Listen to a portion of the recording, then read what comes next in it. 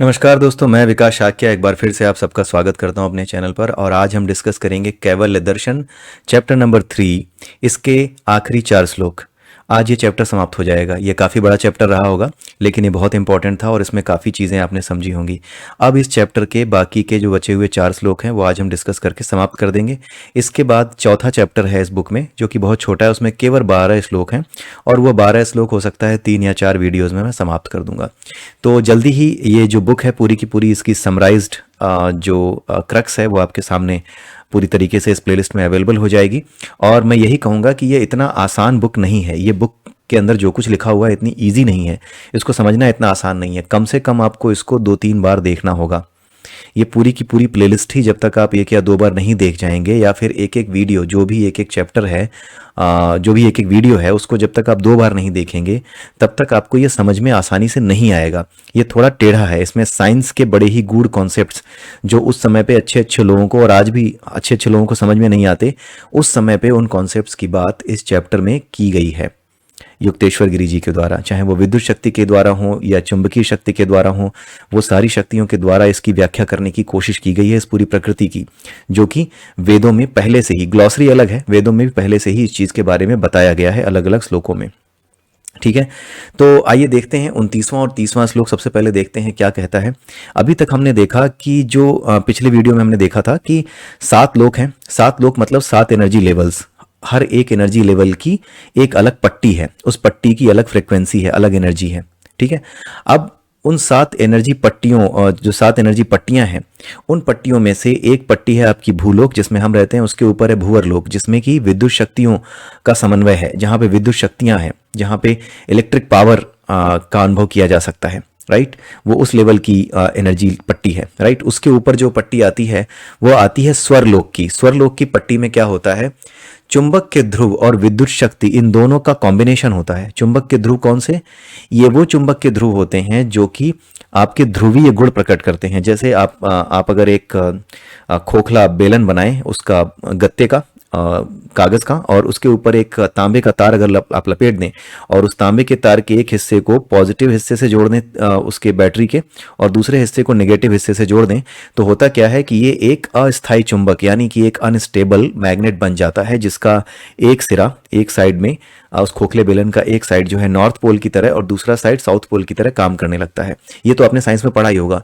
तो विद्युत शक्ति के कारण चुंबकत्व जो प्रकट होता है, और चुंबकत्व और विद्युत शक्तियों के जो गुण हैं, ये आपस में मनुष्य को सामान्य रूप से समझ में आने लगते हैं। जैसे आज के समय में हमें और आपको चुंबकत्व और ये जो विद्युत के गुण हैं, ये आपस में समझाने वाले लोग भी आ गए हैं और समझने वाले लोग भी आ गए हैं। हमें समझ में आते हैं। हमने एक्सपेरिमेंट करके भी देखा है कि विद्युत और चुंबकत्व का आपस में क्या गुण है, क्या इनका संबंध है, इनके गुणों का आपस में क्या संबंध है, ये सारी चीजें हमें समझ में आने लगी हैं। तो जब व्यक्ति इस स्थिति में होता है, जब संसार इस स्थिति में होता है कि वो विद्युत और चुंबक इस तरह के गुणों को समझने लगे, विद्युत और चुंबक के गुणों को साथ साथ समझने लगे, तो उस स्थिति में पूरे के पूरे लोक को, पूरे के पूरे जो हमारा यूनिवर्स है, उस यूनिवर्स में जो भी आप देख रहे हैं, जो हमारा सौर मंडल है, वो सौर मंडल द्वापर युग में स्थित कहा जाता है। जैसा कि आप अगर ये वीडियो आप ये स्लाइड देखें, इस स्लाइड में आप देखें, अभी जो है ये द्वापर युग की स्थिति है। तो द्वापर युग की स्थिति में हम इन चीज़ों को समझ पा रहे हैं। तो ये जो है हमारी एनर्जी लेवल, यानी मनुष्यों की जो एनर्जी लेवल है, वो स्वर लोक की एनर्जी लेवल के या उस स्वर लोक की एनर्जी की फ्रिक्वेंसी के कैपेबल हो चुकी है, उसके बराबर आ चुकी है, उसके इक्विवेलेंट आ चुकी है। और कैसे आती जाती है? क्योंकि बिकॉज ऑफ दिस, ये जो नियरेस्ट पॉइंट आप देख रहे हैं ना, इसको विष्णु की नाभि कहते हैं। इसके पास कंप्लीट नॉलेज है, इसके पास पूरी समझ है, ये अपने आप में समझ है, ये अपने आप में पूरी बुद्धि है, पूरी प्रज्ञा है। जैसे जैसे आप ऊपर उठेंगे वैसे वैसे आप इसके नजदीक पहुंचेंगे, जैसे जैसे आप इसके नजदीक पहुंचेंगे वैसे वैसे ये आपको पोलराइज करेगी। ठीक वैसे ही जैसे लोहे की एक छड़ होती है, जब आप उसको चुंबक के पास लाते हैं तभी वो लोहे की छड़ चुंबक की तरह खुद बिहेव करने लगती है। लेकिन जब तक चुंबक को लोहे के पास नहीं लाते हैं तब तक चुंबक लोहे जैसा बिहेव नहीं करता। तो जितनी दूरी पे चुंबक से लोहा रहेगा उतनी कम पोलैरिटी के साथ वो पोलराइज होगा और उतना ही कम उसके अंदर चुंबकत्व का गुण होगा। लेकिन जैसे जैसे लोहे को आप जो है चुंबक के पास लाएंगे, चुंबकत्व के गुण को वो भी धारण कर लेगा। ठीक उसी तरीके से ये जो विष्णु नाभि है, जो परम चेतना जहां से प्रकट होती है, उसी चेतना से हम बने हैं। लेकिन वो चेतना जब तक उससे दूर रहेगी, जैसे हम लोहा हैं, हमारे अंदर भी चुंबकत्व है, यही तत्व है, यही परम तत्व है, लेकिन हम लोहा हैं अभी। अभी जैसे जैसे उनके नजदीक पहुंचेंगे वैसे वैसे हम भी पोलराइज होते जाएंगे, वैसे वैसे वो नॉलेज हमारे पास भी आता जाएगा, क्योंकि हम ऊपर उठ रहे हैं और स्वर लोक की स्थिति के बराबर पहुंच चुके हैं। मतलब स्वर लोक में जिस फ्रिक्वेंसी की एनर्जी रहती है उस फ्रिक्वेंसी की एनर्जी के साथ हम ट्यून होने लगे हैं। वाई? बिकॉज हम ऊपर उठ रहे हैं ना, नजदीक पहुंच रहे हैं, इसके ऐसे ऐसे ऊपर उठते हुए नजदीक पहुंच रहे हैं, इसलिए हम पोलराइज हो चुके हैं उस लेवल तक कि हम हमारे जो स्वर लोक हैं जहां पे विद्युत और चुंबकत्व के गुणों को समझा जा सकता है, हम उस लेवल तक आ चुके हैं। इसीलिए आज के समय में साइंस विद्युत और चुंबकत्व के गुणों पे पूरी स्टडी करके चीजें बना के उसने रखी और आज भी खोजें इस पे चल रही हैं। इसके आधार पे बहुत सी चीजों को निकालने की कोशिश की जा रही है, बहुत से निष्कर्ष निकालने की कोशिश की जा रही है, बहुत से नए नए एक्सपेरिमेंट लगातार होते रहते हैं। तो ये जो स्थिति होती है जहां पे मैक्सिमम लोग इस स्तर का ज्ञान रखते हैं कि वो स्वरलोक की एनर्जी यानी विद्युत और चुंबकत्व के आपस के जो संबंध है, जो आपस में उनकी जो ट्यूनिंग है, क्या ट्यूनिंग है विद्युत और चुंबकत्व की, इलेक्ट्रिसिटी और मैग्नेटिज्म की, इसको ज्यादा से ज्यादा लोग जब पूरी पृथ्वी पर समझने लगते हैं तो उस स्थिति में पूरा का पूरा सौर मंडल किसमें होता है? द्वापर युग में होता है। तो द्वापर युग में ऐसी स्थिति होती है। तो हम जिस स्थिति में अभी चल रहे हैं वो इस वैज्ञानिक आधार पर द्वापर की स्थिति है। ठीक है, इसीलिए हम इन चीजों को समझ पा रहे हैं।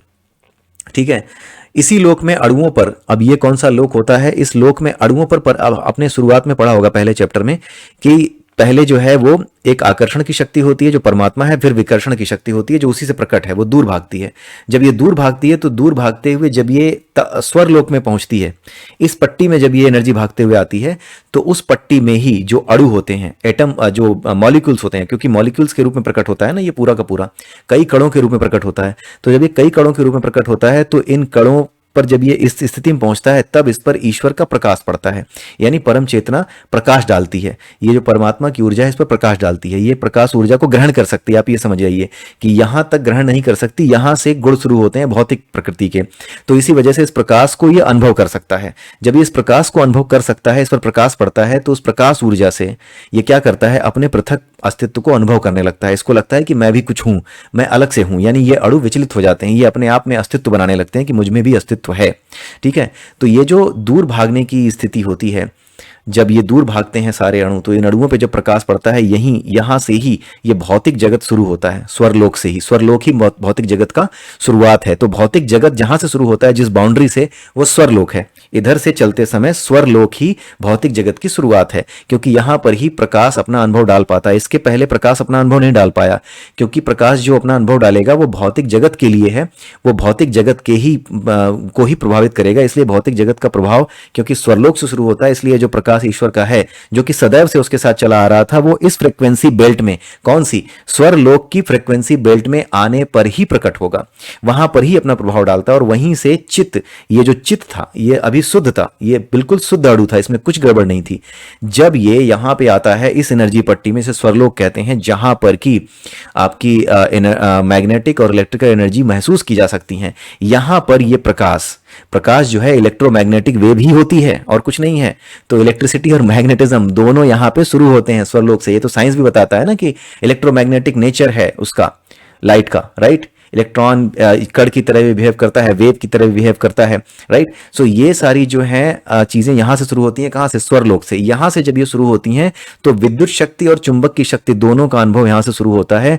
और यहीं से चित्त, जो कि शुद्ध था, जो अणु शुद्ध थे ना, उनको चित्त कहा जाता है। लेकिन जैसे ही अणु चुंबकित हो जाते हैं और विद्युत शक्ति से ग्रसित हो जाते हैं, तभी उनको क्या कहा जाता है? चित्त से अब उनको चित्त कहते हैं। अभी तक वो चित्त थे, जब यहां से भाग रहे थे और भागते हुए जब ये इस पट्टी पर नहीं पहुंचे थे, स्वरलोक की पट्टी पर नहीं पहुंचे थे, तब तक ये क्या थे? तब तक ये चित्त थे। लेकिन जैसे ही इस पट्टी में आए, जहां पे एनर्जी लेवल की वो पट्टी है जहां पे विद्युत और चुंबकीय शक्ति का अनुभव किया जा सकता है, वहीं पे ये प्रकाश लेकर जब पहुंचे तो वहां पर ये प्रकाश विद्युत और चुंबक के रूप में प्रकट होने लगा। जब ये प्रकट होने लगा तभी क्या हुआ? उसी समय से, उसी जगह से ये चित्त बन गया। पहले चित्त थे ये अणु, अब ये चित्त बन गए। और चित्त बनने के बाद ही इलेक्ट्रिकल डाइपोल्स क्रिएट होते हैं। उन्हीं इलेक्ट्रिकल डाइपोल से हमारी आंखें, कान, ये जितनी 5 ज्ञानेंद्रियां, 5 इंद्रियां हैं, ये प्रकट होती हैं। यहां से ही सारा खेल शुरू होता है। तो ये जो स्थिति होती है कि जब आदमी इस लेवल को समझ सके कि हाँ ये यहां पे होता है, जब इस लेवल की समझ आ जाए, जब इस लेवल को अनुभव भी वो करने लगे, तब उस स्थिति को, पूरे संसार की उस स्थिति को, सौर मंडल की उस स्थिति को द्वापर युग वाली स्थिति कहा जाता है। ठीक है, ये सॉरी, त्रेता युग वाली स्थिति कहा जाता है, नॉट द्वापर, ये त्रेता वाली स्थिति कहा जाता है।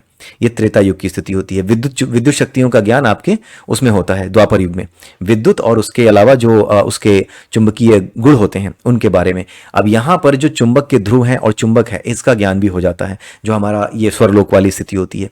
ठीक है, तो यहाँ पर चुंबकीय गुण प्रकट होने लगते हैं, चुंबक के वास्तविक स्वरूप के बारे में पता लगने लगता है। तो ये त्रेता युग की स्थिति होती है, जब चुंबक और विद्युत के मैक्सिमम गुण पता लग जाते हैं। द्वापर में चुंबक और विद्युत के जो बीच की स्थिति है, विद्युत की वजह से चुंबक का उत्पन्न होना, चुंबक वास्तव में क्या है, वो त्रेता के स्थिति से समझ में आने लगती है। ठीक है, तो यहां पे क्या है अवस्था, यह त्रेता युग में लोगों की सामान्य अवस्था होती है। इस समय मनुष्य परिपूर्ण अवस्था में होता है। ठीक है, ये 29वां श्लोक है। और उसके बाद आता है आपका स्वर लोक के अनुभव के बाद मनुष्य चित्त के शुद्ध रूप का अनुभव करता है, वह ब्राह्मण हो जाता है। अब जब ये पूरे तरीके से चित्त के शुद्ध रूप को अनुभव कर लेता है, यहाँ पे जब ये जान जाता है कि ये कुछ और नहीं है, ये चेतना हमारी कुछ और नहीं है, चित्त है। ये चित्त किसकी वजह से है, वो ये उसी ईश्वर के प्रकाश की वजह से है। वो इतना समझ जाता है। इतना समझने के बाद वो ये भी जान जाता है कि ये जो चित्त था ना, इसके ऊपर ही प्रकाश पड़ा था, तभी ये चित्त बना है। तो ये उसको भी समझने लगता है कि ये एक चित्त था, ये प्रकाश पड़ने से पहले की भी एक स्थिति थी। वो जो स्थिति है, वो स्थिति उसको ले जाती है किसमें, महरलोक में। वो महरलोक में जब वे पहुंचता है तो होता क्या है, महरलोक में जाने के बाद उसको शुद्ध रूप का ज्ञान होता है, उसको चित्त का ज्ञान होता है, जिसके ऊपर भी प्रकाश पड़ा नहीं है। थोड़ा पीछे की ओर आ जाता है, यानी और आगे की ओर, परमात्मा की ओर, आगे की ओर चला जाता है। ये तो पीछे भाग रहा है। ये वाली थी चुंबक वाली स्थिति, जिसको कहते हैं स्वरलोक वाली स्थिति। लेकिन अब थोड़ा आगे जब वो बढ़ता है तो ये स्वरलोक से आगे की स्थिति, यानी परमात्मा की ओर नजदीक की स्थिति है, जहां पे इस चीज का कोई प्रभाव नहीं पड़ रहा था प्रकाश का, जहां पे ये चित्त यानी जो अणु हैं ये शुद्ध रूप में मौजूद थे, परमात्मा के अंश के शुद्ध रूप में मौजूद थे। इस स्थिति को क्या कहा जाता है, महरलोक की स्थिति। इस स्थिति में जाने पर मनुष्य को यह पता चलता है कि जो कुछ भी चुंबक और विद्युत के रूप में प्रकट था, वो असल में किसी और वजह से था। और वो क्या थी वजह, वो थी ईश्वर का प्रकाश, ईश्वरीय चेतना, जिसकी वजह से वो इस रूप में प्रकट था। ठीक है, अब आते हैं ये जो स्थिति होती है ये किस युग में होती है। ये जो स्थिति होती है महरलोक वाली स्थिति, ये सतयुग में होती है। यानी महरलोक वाली स्थिति जहां पे मैक्सिमम लोगों को ये अनुभव होता है, ये पता चल जाता है, मैक्सिमम लोगों को ये पता चल जाता है, अनुभव में भी आ जाता है कि हम कुछ और नहीं है, हम चित्त हैं, और चित्त के अलावा भी ऊपर कोई और है। क्यों? क्योंकि चित्त के ऊपर जब तभी चित्त बना है जब उसको किसी ने चित्त बनाया है, यानी उसके ऊपर जब किसी का प्रकाश पड़ा है तब वो चित्त बना है। तो वो चित्त था जिसके ऊपर परमात्मा का प्रकाश पहले से चला आ रहा था, उसी से वो चित्त बना है। ठीक है, तो इस स्थिति को कहते हैं सतयुग वाली स्थिति, और इस स्थिति में पूरे के पूरे सौर मंडल को सतयुग में स्थित माना जाता है। तो इस तरीके से ये पूरी स्थिति काम करती है। ठीक है, तो सतयुग में अधिकतर लोग महरलोक की चेतना वाले होते हैं। ये चीज हमने समझ ली। ठीक है, अब आते हैं 31वें और 32वें श्लोक पे। अब जब वो महरलोक में आ जाता है, जब महरलोक की स्थिति में आ जाता है तो वो सतयुग की स्थिति होती है। महरलोक से ऊपर अब सतयुग से परे हो गया, युगों और काल से परे हो गया। अब वो काल से परे हो गया। अभी कौन सा युग चल रहा है उसे कोई लेना देना नहीं। अब वो शुद्ध हो चुका है, क्योंकि अब वो शुद्ध हो चुका है, इसलिए किसी युग की बात नहीं होगी। अब वो शुद्ध हो चुका है, इसलिए अब केवल और केवल उसकी बात होगी, परमात्मा की बात होगी। ठीक है, माफ कीजिएगा, पता नहीं जब मैं वीडियो बनाता हूं तो बहुत सी डकारें अचानक से कहां से आने लगती हैं, ऐसे पूरे दिन खाली रहता हूं। ठीक है, तो अब इस स्थिति में क्या होता है, जब वो महरलोक में आ जाता है तो महरलोक में आने के बाद वह परम तत्व को यानी परमात्मा को प्रतिबिंबित नहीं करता, उसकी इमेज की तरह काम नहीं करता, बल्कि उसको अभिव्यक्त करने लगता है।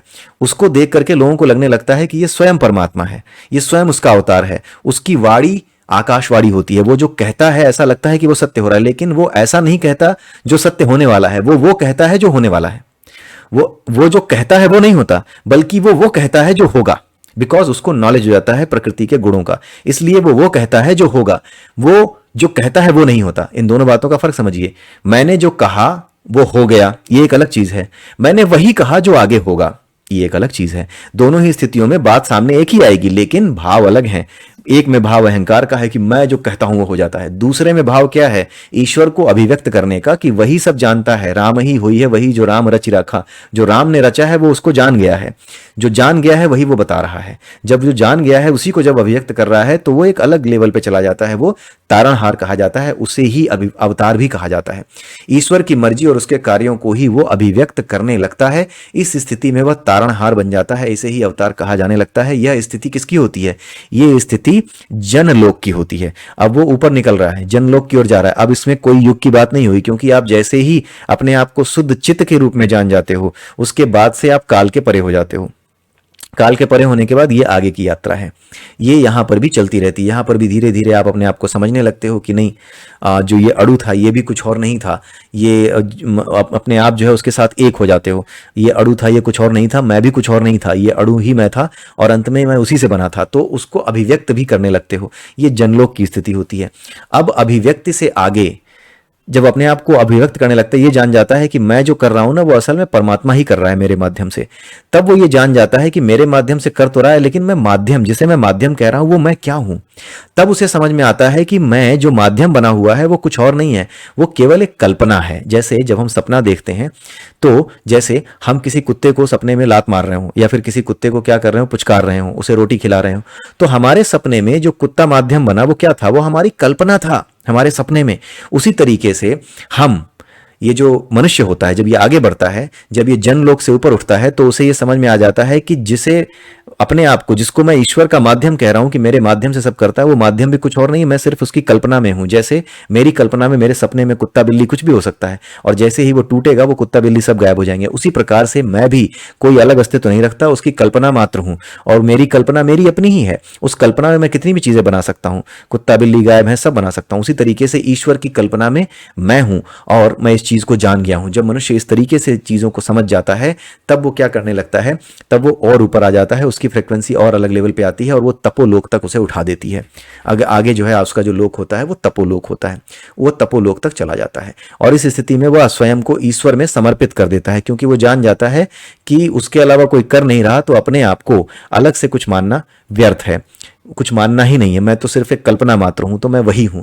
तो जो कुछ भी है वो उन्हीं के हाथों अपने आप को समर्पित कर देता है। फिर जो कुछ होता है वो ईश्वर करता है, ये खुद नहीं करता। फिर वो ईश्वर को अभिव्यक्त करने के साथ साथ खुद ईश्वर के साथ एक होने लगता है। अब इसके बाद, इस तपोलोक के बाद क्या होता है, ये समर्पण हो गया। तपोलोक की स्थिति है समर्पण की स्थिति। अब समर्पण के बाद वह परमात्मा से एक हो जाता है और सत्य लोक में प्रवेश करता है। ये आखिरी लोक है और उसे समझ में आ जाता है कि यह प्रकृति और कुछ और नहीं है, ये केवल और केवल परमात्मा के भावों की लीला मात्र है। जो भाव है उनके द्वारा ही ये पूरा का पूरा खेल रचा जा रहा है। उन्हीं भावों के अनुसार मनुष्य कल्पनाएं करता है। उसी तरीके से ईश्वर ने भी भावों के अनुसार अपनी कल्पना की है और ये सृष्टि केवल एक कल्पना मात्र है। ठीक है, तो ये चीज वो समझ जाता है और यहां समझने के बाद वो अंत में बिल्कुल सत्यलोक की एनर्जी के साथ एक हो जाता है।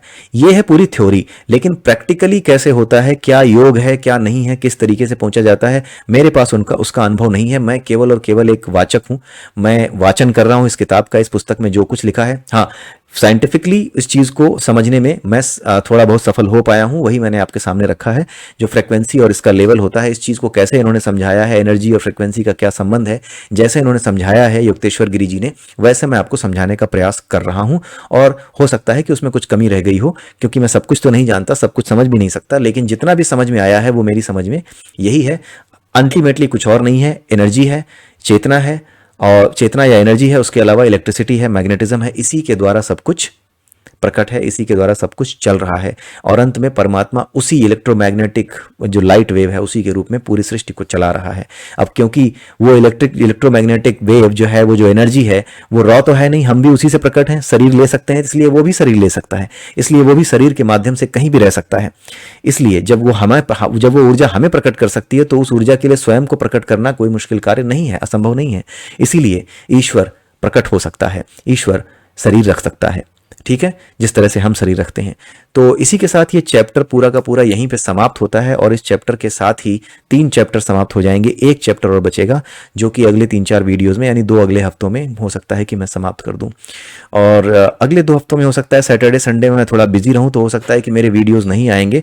सो आई विल ट्राई कि मैं वीक डेज में ही एक आध वीडियो और आपको देने की कोशिश करूं, क्योंकि अगला सैटरडे संडे और उसका अगला Saturday Sunday it will be totally busy for me. और मैं अगर हो सका तो केवल और केवल अपने मोबाइल के माध्यम से ही, क्या कहते हैं, स्मार्टफोन के माध्यम से ही कुछ वीडियोस अपलोड करने की और रिकॉर्ड करने की कोशिश करूंगा। ऐसे कंप्यूटर पे बैठ के रिकॉर्ड नहीं कर पाऊंगा। तो जो कुछ भी मुझे सूटेबल टॉपिक लगेंगे, उन सूटेबल टॉपिक्स को आपके सामने ला करके मैं उन पे डिस्कशन करने की कोशिश करूंगा। तो इसी के साथ ये वीडियो यहीं समाप्त होता है। अगले वीडियो में फिर मिलेंगे, जब भी मिलेंगे, तब तक के लिए जय श्री राम, जय श्री कृष्णा, जय श्री राधे।